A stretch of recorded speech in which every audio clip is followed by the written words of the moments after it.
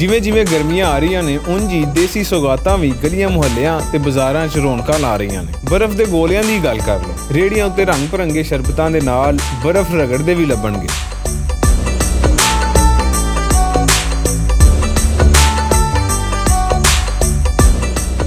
ਬਰਫ਼ ਦੇ ਗੋਲੇ ਜਿੱਥੇ ਗਰਮ ਮੌਸਮ 'ਚ ਸੀਨਾ ਠਾਰਦੇ ਨੇ, ਉੱਥੇ ਹੀ ਸ਼ਰਬਤ ਦੇ ਸਵਾਦ ਨਾਲ ਰੂਹ ਵੀ ਖੁਸ਼ ਕਰ ਦਿੰਦੇ ਨੇ। ਬਰਫ਼ ਦੇ ਗੋਲੇ ਇੱਕ ਬੰਨੇ ਤੇ ਮਾੜੇ ਬੰਦੇ ਦੀ ਅਯਾਸ਼ੀ ਨੇ ਤੇ ਦੂਜੇ ਪਾਸੇ ਸਾਡੀ ਰਹਿਤਲ ਦਾ ਉਹ ਸੋਹਣਾ ਰੰਗ ਵੀ ਨੇ ਜਿਹੜਾ ਸਾਡੀਆਂ ਨਸਲਾਂ ਦੇ ਨਾਲ ਵੱਖੋ-ਵੱਖ ਰੰਗਾਂ 'ਚ ਕਈ ਵਰਿਆਂ ਤੋਂ ਟੁਰਿਆ ਆ ਰਿਹਾ। ਗਰਮੀਆਂ 'ਚ ਤੁਸੀਂ ਵੀ ਇਸ ਰੰਗ ਦੀਆਂ ਮੌਜਾਂ ਜ਼ਰੂਰ ਮਾਣੋ ਤੇ ਸਵਾਦ ਦੇ ਨਾਲ-ਨਾਲ ਆਪਣੇ ਦੇਸ਼ ਪੰਜਾਬ ਦੀ ਮਿੱਠੀ ਤੇ ਠੰਡੀ ਰਹਿਤਲ ਦੇ ਰੰਗ ਵੀ ਮਾਣੋ।